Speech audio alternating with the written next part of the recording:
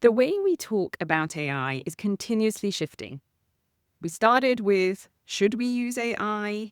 We're moving through, how should we use AI? And now we're in the weeds of, when do we bring AI into our thinking? Bring it in too early, its output looks incredibly confident, but it can also be quietly risky because we start to rely on it before we've done the hard work ourselves, before we built the judgment that actually allows us to use it well. And that's the part I don't think we're talking about enough. Because if this is happening with us, what does this look like for our children? What are they learning to rely on? And are we protecting them or unintentionally creating a different kind of dependency? So today's conversation sits right at that intersection between judgment, technology, and digital safety. And I'm joined today by someone who spends most of his time thinking about exactly that: how we create safer digital environments in an increasingly complex world. But this guest also happens to be someone I'm having these conversations with at home as we raise our two daughters together. I'm joined today by founder of SafeSync and my husband, Rohan Wickremesinghe. Ro, welcome to Unbiased. Hi, Dashi. Thanks for having me back. And now I promised you 30 minutes where I don't interrupt you or shut you down. So this is how it happens. And I know this is actually not your first rodeo with Unbiased, but you just are the perfect person to bring kids into this equation of your tech world in which you're such a specialist in. We're bringing in AI earlier and earlier, sometimes before we've done that thinking ourselves. And it will change how we build judgment over time. So this is us, people with experience and training and context. What does that mean when it comes to children navigating the digital world? So, Ro, I know you get a lot of inspiration for your own business supporting digital safety for enterprises from navigating tech with our daughters. So, from your perspective, what's the equivalent question that we should be asking for them? Yeah, so I mean, even for us, we have focused on monitoring, supervision, restriction. But over time, I've definitely seen that is probably not the right balance. I'm not going to say it's wrong, but I'm going to say it's not the right approach. And for us, I think we need to educate our kids. We need to give them the tool set that is really, necessary for them to be able to navigate the digital world, which is changing so rapidly. We have seen tech advance more rapidly in the last year than we have over the last 10 years. And even for us professionals, it's really hard to keep up, with everything that's going on. So it's not about restriction. I just think that's not possible. So I think we need to bring our kids along for the conversation. And they also need to be able to feed back to us. And we need to be able to facilitate conversation at home and in the classroom. Yeah. And then what does that conversation really look like? Because there's a lot of fear that exists around, at least with our kids, the screen time, what they can get access to, social media, what other things that people can hack into. And my concern is that we've created this idea that we can actually make the digital world safe for our children. And so we're either focusing on what do we need to do to make sure they're protected, or, as you said, it ends in restriction. Now, can we make our digital world safe for children, or in reality, is that just not possible and we need another mindset? Look, I think you and I would both love a digital utopia, a digital nirvana where our kids could log on to their devices and we don't have to worry about it. That would be lovely for us and for them. But the reality is there's a lot of horrible stuff that's being done online. And some of the best companies in the world that are tasked with protecting us have been breached.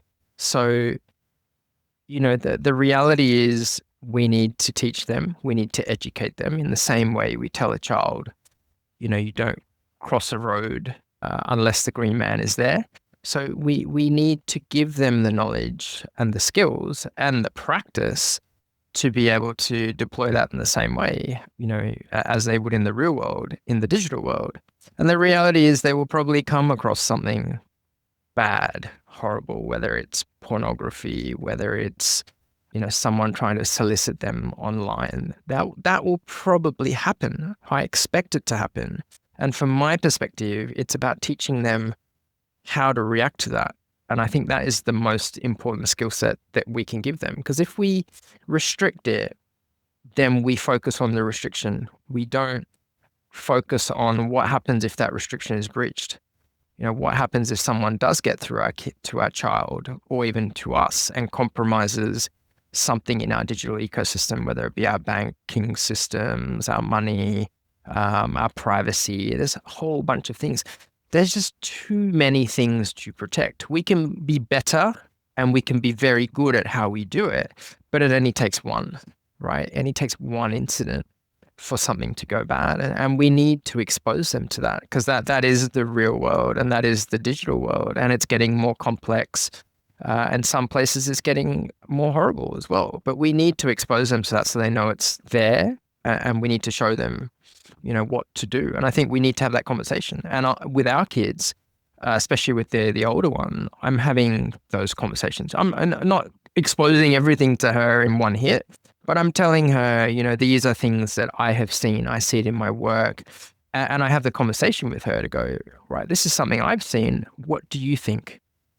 How would you do that? And so far, we've had good reactions with Aria, right? She's had dialogue with me, and that is what I want to do. I want to have continuous dialogue. I don't want them to shut off on these topics with me. And we're learning as well, right? So, nothing. There's no easy answer. No, that's right. And I think the thing that has struck me with having those conversations is almost in the same way that much of both of our platforms exist around supporting organizations, right? But whether it's on your side, really supporting organizations with the resilience to manage their digital safety, or whether it's on my side, thinking about actually the mindsets and the deeply human things that this new world order of AI and technology changing the way that we work, what it's asking of us. And you're right. So Aria, our eldest, she's 10 years old. She's in year 5 at school, and actually this year was mandated, right, to have an iPad that we had to give her, that we had to, all the parents have to source and buy and set up. And so there are many ways that we're at an early stage, and I think in years to come, parents will be a bit more on the front foot. But I think in this point in time, a lot of us are feeling like we are actually on the back foot in trying to equip our children here, because it's almost like the blind leading the blind. And what I have always been interested, like really, what's really caught me, particularly in these last few months, watching you interact with Aria, where I still might lead with a little bit more fear and how does this all work, because of your level of knowledge of how things work and your ability to even manage the device and kind of go a little bit above and beyond, say, the Apple parental control settings. You seem to have much more headspace to engage in really open conversations that I think I fear sometimes, as do other parents, I'm sure. And we have moved from being, first of all, forced to have the conversation of, right, she's now got this flashy new device. She has the most expensive kit out of her whole family. And she's really excited about wanting to download games and apps and things. And you've had to navigate how we manage that. And actually, we could share some frustrations with the school in that process as well. But now, as of this week, she has just begun this trial of stripping all of those things because the school has seen that now, well, kids are on their iPads before and in between classes, they're gaming much more heavily during the school day. And so now they're on this rollback. And unfortunately, just because this is all new, we're all guinea pigs in this. I want to get into your head a bit and step us through, like, what are the types of questions that you're asking Aria? What are the ways in which you've been managing her when she's now getting stressed out because all of the things that she has been enjoying is now being stripped away? And you were saying just this morning, because you had to give the iPad into school, that she's actually been a good sport about it. And what are you getting from her, and what keeps that confidence level up for you that she's going to be just fine? I have gone into board meetings. I have presented to exec levels. I have done all of that during my, previous career now, and I have never been more scared than having the conversation with Aria about I'm about to strip back your iPad and take everything that you have away. And I remember walking home with her thinking, I've just received this email. When do I tell her? And I just ripped the Band-Aid off and said, look, this is happening. And she just stormed off. She got really, she just stormed off. And barged into the house and did her usual thing. And I was like, okay, that's what I expected. But over the days coming, I said, work with me on this. I said, let's construct two-way dialogue. I said, I don't know if this is right, and I don't know if it's wrong. But I said, I want you to try.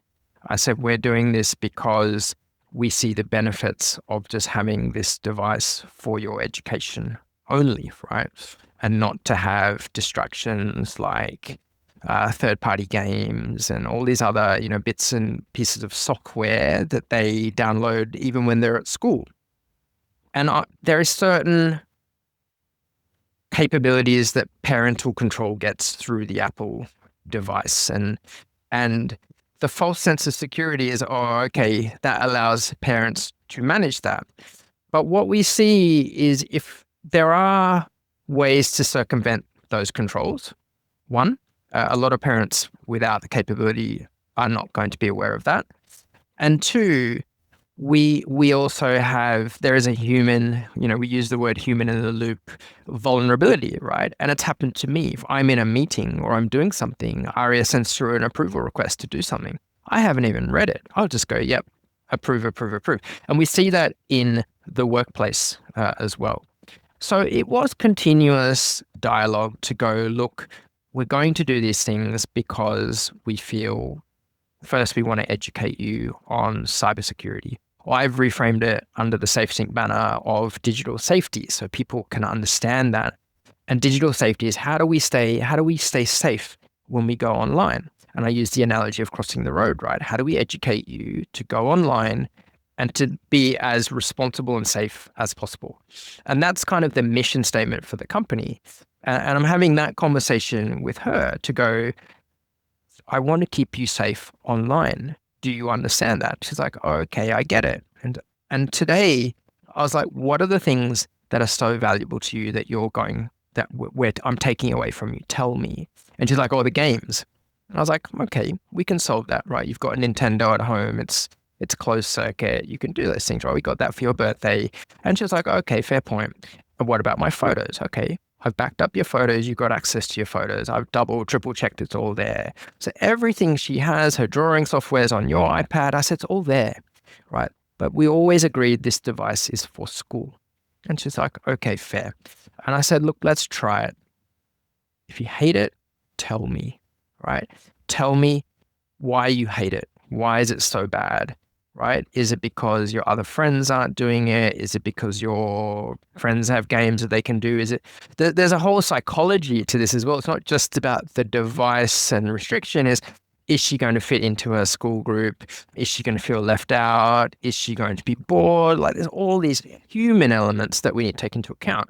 But the one thing I'm happy with so far is she got on board with it. Right, because we had a conversation. She didn't stay in that same zone, and even to you today, I said, I was probably proud of her to do that because I think the school system had put us in a tricky situation, right? By forcing us to get the device, give them the device, and now we're taking it back. And that's tough, right? So anyone that's got, young kids, boys or girls, both like to do gaming and do all these things. But what we don't realize is these games come with significant risks as well, right? Some of them are poorly designed. Some of them have backdoors to malware and viruses.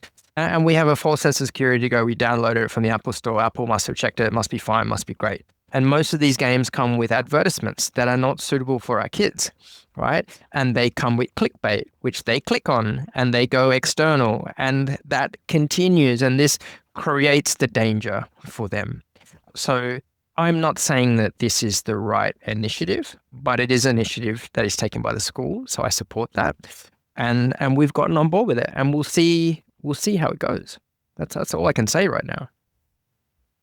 I think that's all anyone can say. And I love Aria through her preteen mood swings. We get some real nuggets of gold. One of the real benefits of actually engaging with this for those out there who are parents is, to your point, where it really highlights those human questions that, I'm so obsessed with this stuff. But, all of this applies in my view to us as well, having to negotiate with ourselves, having to curate a world that still gives us the benefits of some of this stuff, but trying to mitigate the amount of trade-offs that we have to make to get access to it. And I do like your framing of this sort of capability, that navigation piece. And it's the finding that balance, more so with children, I suppose, but of the restriction. But when we rely too heavily on restriction, whether children or in organizations, what is really happening there? Because we've seen with our, okay, if we can open up that dialogue, then we start to actually force ourselves to think about what is it that we want. What do we need? What can we live without? What we can't? Now, actually, from a capability perspective, one of the other challenges is that our kids are actually far outpacing us, most of us, in terms of capability and being able to bypass anything that we even knew existed in the first place. Similarly, in your work through SafeSync, what are the kind of emotional responses that you get from clients that you find yourself navigating when they're trying to create that safety for themselves? Oh, it's immediately, it's overwhelmed. Sorry, I don't know where to start. Right? I don't know where to start. AI, agents, quantum, everyone's bombarding me. If you're in Australia, there's regulation. If you're in the UK, there's GDPR.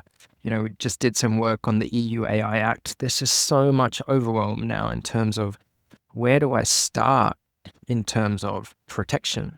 And this is where it has gotten overcomplicated. And with SafeSync, we're about simplicity, right?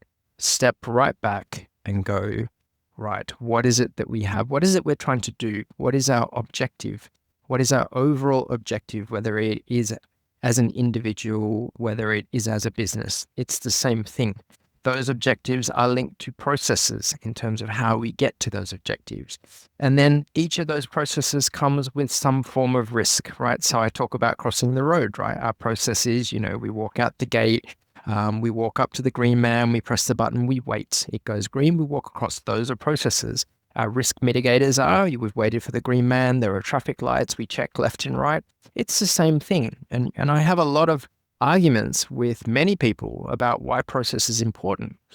But that's exactly why our life is full of processes. We don't think about it that way because it's all muscle memory. But I mean, with business owners, it is just pure overwhelm. There's just so much now that is coming out that many don't know where to start. And then there's so many tools.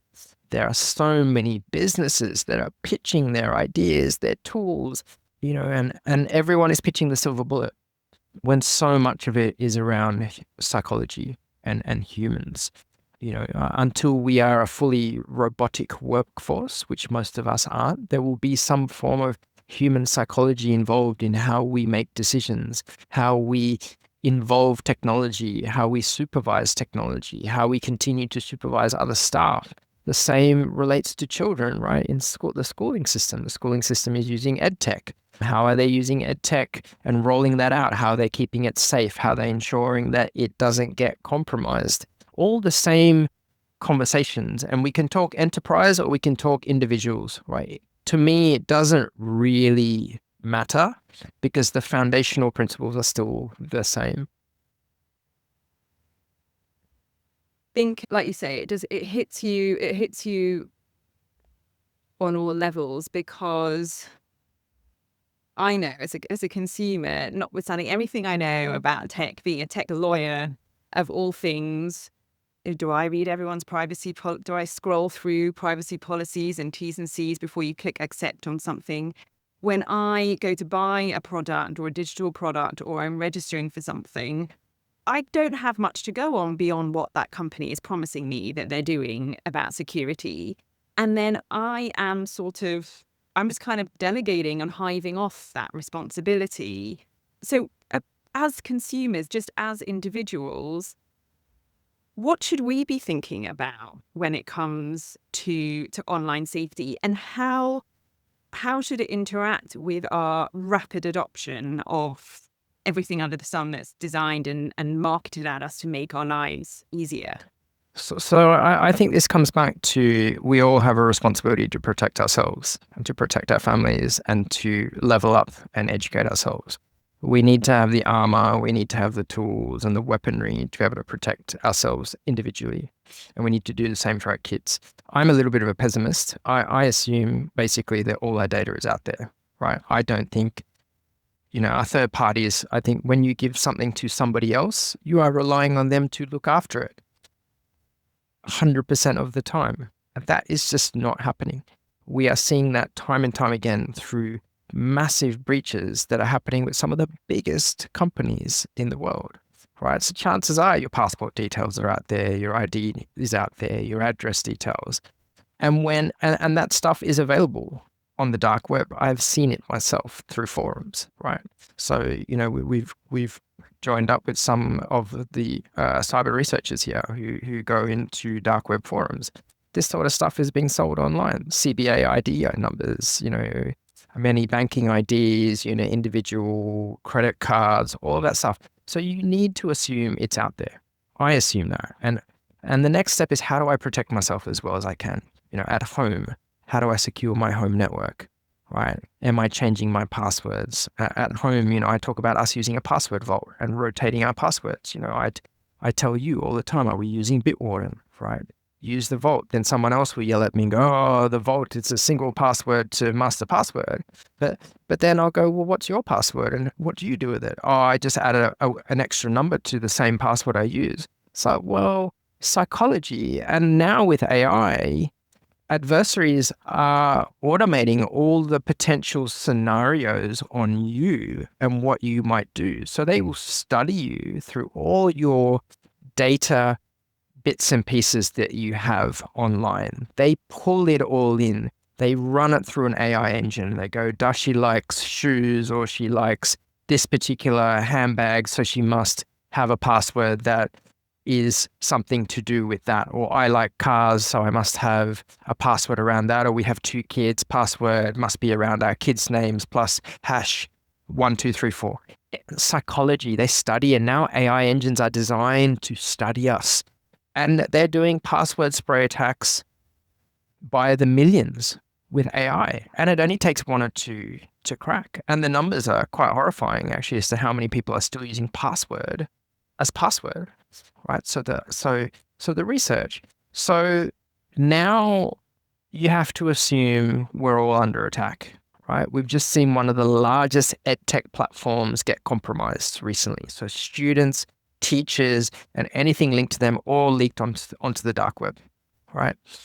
So you have to assume you'll get compromised. And that means learning about some of these things, right? How to secure your home network, how to install a password manager, how to use a FIDO key or a UB key for your personal device, And there'll be a lot of things I won't get into because it's a little bit technical, but it's not crazy technical. Do you know what I mean? And now we have AI models that can help us understand what these things are and translate some of these things into English. And we can learn to do some of these things. And so, my comment to most people is we need to level up. We need to protect ourselves. Nobody else is going to protect us. So you need to level up. We need to learn cyber fundamentals and cyber principles. And we've reframed that to be digital safety. We'll help you learn about these things, but put it into practice. Because at the end of the day, it's not about 100% protection. It's about protecting yourself enough so they stop trying and go on to somebody else. Because at the end of the day, adversaries will go after the easiest target, the easiest win, what is going to make me the most amount of money quickly. And that's what's happening at the moment. And as individuals, we're unlikely to get struck by a nation state attack or those sorts of things, but we are more likely to get hit by someone who's wanting to make some cash. Right. So, and that's kind of, we need to learn some of these basics.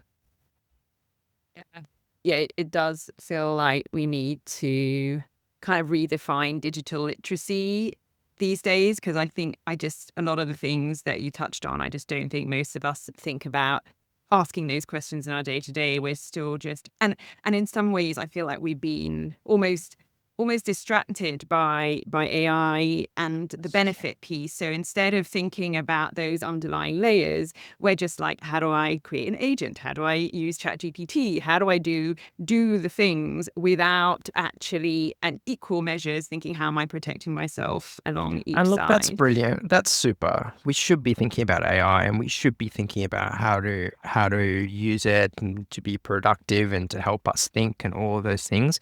Unfortunately, risk and security has always been that kind of underlying component that people just go, oh, okay, got to do that again. And look, it's the same when we do audits and compliance work and even legal work at businesses. Everyone just sighs and goes, oh. But so, our teams are trying to do some of the legwork up front, right? So have that stuff running behind the scenes so you don't see it, but it happens by default. And this is where some of the benefits will come out of designing agents from our point of view. Like they'll just be running behind the scenes, doing those things for you. So, for our kids as an example, if our children don't have the level of knowledge to not necessarily click on something or identify something, our want is we'll have an agent that goes, whoa, hang on a tick, you've just moved your mouse near that link. I'm going to stop you there and say, this is why you shouldn't do it because we think this link is dangerous. Something like that. And even something like that's going to be beneficial for someone like my mum, right? So the elderly population who also struggle with some of the tech advancements, right? Because they're just being left behind, and they're still just getting used to how to use the iPhone a bit. But now we're talking AI and we're talking agents, and it's like, oh my God, I don't know what any of these things mean. So Totally, because this is what happens when actually we take off, and my corporate brain is just so fixated on productivity and efficiency that I appreciate just having that chance to think about all of the ways that AI can actually help us solve for some of the problems and the trade-offs that come with it. On one hand, my human brain goes to just how important for kids in particular, where we talk about judgment as we get older, that for kids, that resilience and our adaptability, for all of us, just knowing that things can change on a dime nowadays, and we have to be okay with that. And to your point, it's not about doomsdaying about it. It's just saying, yeah, that just is a thing. Something's going to happen. We know how to solve for it.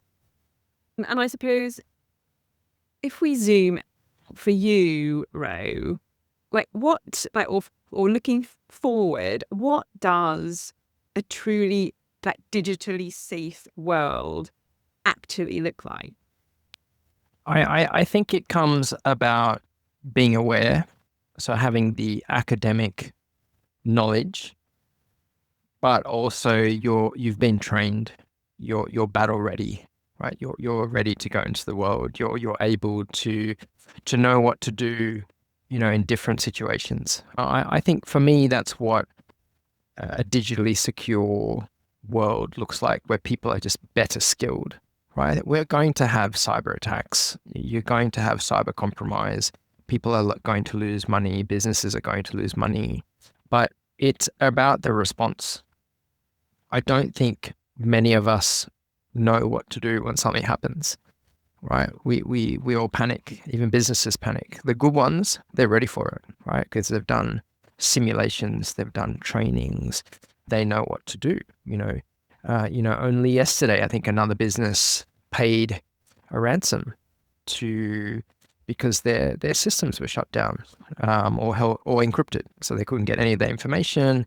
But I mean, it's the wrong answer, right? We've been talking about things like segmentation of networks and backups for 10, 15 years now.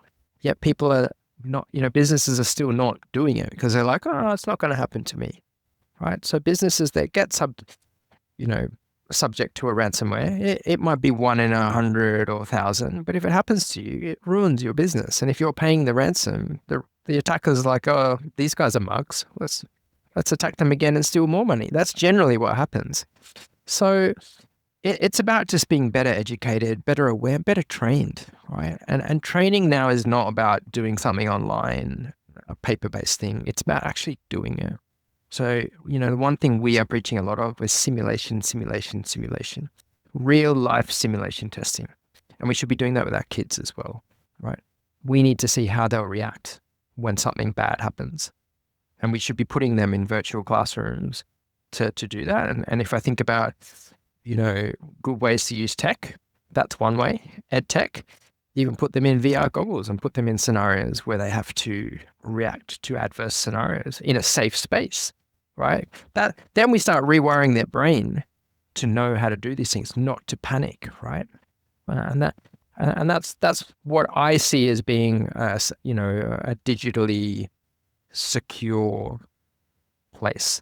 I don't see digitally secure as we're 100% protecting everything, or we've got this dome all over us where we can all walk around our online whatever's happily and do that. That won't exist. I don't think so. I think the internet and online presence has spread so far now as a result of mobile devices, and our wearables. Everywhere we go, we are connected, whether it's for us here in Singapore or in Australia or England, we are connected. We are connected to a network, and it's global in this earth. So that's what I think. I've been challenged on that many, many times, and that's fine. I think we will all have different opinions on how to approach this, and I always enjoy hearing different opinions, and I always enjoy the debate because I think it's healthy. Although what are the sort of optimism I take away from that is, okay, we're not gonna be in that big dome of or that utopia, which is a totally safe world, but we do all have agency to armor ourselves within the world as it's operating, whether we've failures with where things will shut down just from Mother Nature or things going wrong, or whether from bad actors, that actually we have more agency than we think to take those challenges as they come. So, Ro, a question that I end each episode with, the very crux of Unbiased right now is that in our move from judgment to curiosity, we must necessarily have more questions than answers. So I want to know from you, what is a question that we should all be asking ourselves or others more of in our day-to-day lives? Look, I think it's education for me. I think, how well equipped and how well trained do we think we are? And if I take an online stance, there's, in my world, we talk about constantly having to educate because everything is changing so quickly. And for me personally, the question is, how much knowledge do I have that I can apply practically? And, when it comes to things like AI or agents, people should stop and think, do I really understand this technology and what it does beyond I could increase my productivity, or it can go and clean up my email box. It's like, do you understand this enough? That is a question everyone can ask. How much faith are you putting in this technology, whatever it is? and how much do I understand? I think everyone can learn more. I mean, that really on to keep on topic with what we've talked about today, is really, it always comes back to education. I think there's just so much more that we can learn individually, and there's so much information. Some of it's conflicting, but I think conflicting data is also very good. I think it gives us more perspectives and it challenges us to think as opposed to just expect the idea, which is unfortunately the way many of us are operating now. And we often say, do not take a Gen AI's answer as your final answer. Think about it. Ask another Gen AI model. Ask 3 more. Go on and look on Google. Go and look on many other sites that are, in forums and Reddit, and confirm and validate. We always say confirm and validate. Now we're seeing too many people going to ChatGPT, get one answer, oh, that must be it. And we're seeing some of the biggest companies getting caught out for just sheer laziness, right? When it comes to validation. So for me, it's don't be lazy. Educate, learn, be curious, be curious. If I break all of that down, be curious, right? Challenge your brain to think outside the box. Ro, thank you so much for sharing this with everyone else outside of the two of us. I give you a lot of stick at home for being the doomsday guy, but you've gotten us through so much. And I really am so excited for all the work that you do because of the passion that lies behind it, as well as your, decades of intellect. I love what you bring to the table inside and outside our household. And I'm always glad to have an opportunity to record with you, and watch this space for what our conversation will be next time as to where we are in this new world order. Thanks, Ro. Absolutely, a pleasure. Thanks for having me. I hope you enjoyed this episode. I derive so much energy from speaking to such inspiring guests and having really meaningful and challenging conversations. If you felt the same way, my ask of you is to please subscribe to this podcast, either here or wherever you download your podcast content from. Unbiased is a labour of love for me, and the impact that these perspectives have depend on reaching as many eyes and ears as possible. So your support is invaluable. Until next time, stay curious.